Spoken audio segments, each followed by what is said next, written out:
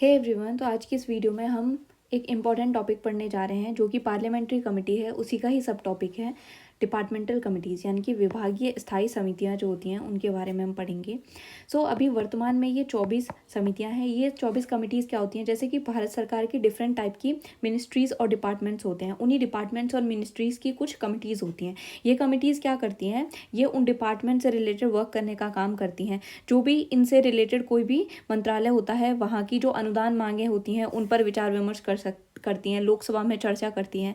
बाकी जो भी इनका मंत्रालय होता है, उस मंत्रालय का जो ऑर्डिनेंस होता है उसको लेकर विचार करती हैं। सबसे पहले हम यहाँ पे देख रहे हैं इनकी स्थापना। तो इनकी स्थापना 1993 में हुई थी, लेकिन किसकी रिकमेंडेशंस पे हुई थी, तो लोकसभा की एक नियम समिति है, उसकी अनुशंसा पर क्या हुआ था, इनकी स्थापना हुई थी। ये याद रखना है, लोकसभा की नियम समिति की अनुशंसा पर।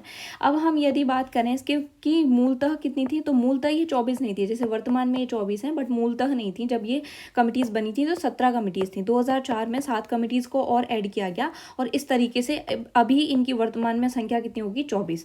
वर्तमान में कितनी संख्या है इनकी, 24। अब हम देखें कि इन कमिटीज़ को बनाने का उद्देश्य क्या था, क्या मेन पर्पस क्या था।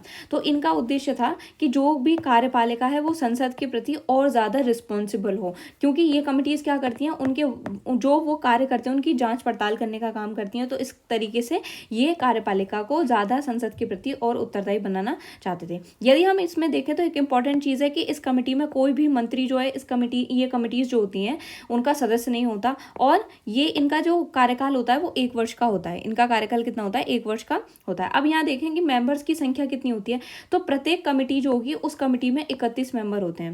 31 मेंबर होते हैं प्रत्येक कमेटी में, और इन 31 मेंबर में से लोकसभा और राज्यसभा के कितने होते हैं, तो 21 होते हैं लोकसभा के मेंबर और 10 होते हैं राज्यसभा के member.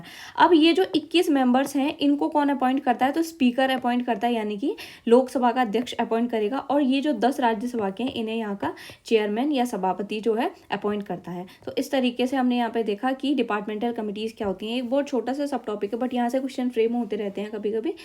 So if you find this video useful, then please like, comment, share and subscribe our channel, and thank you for watching.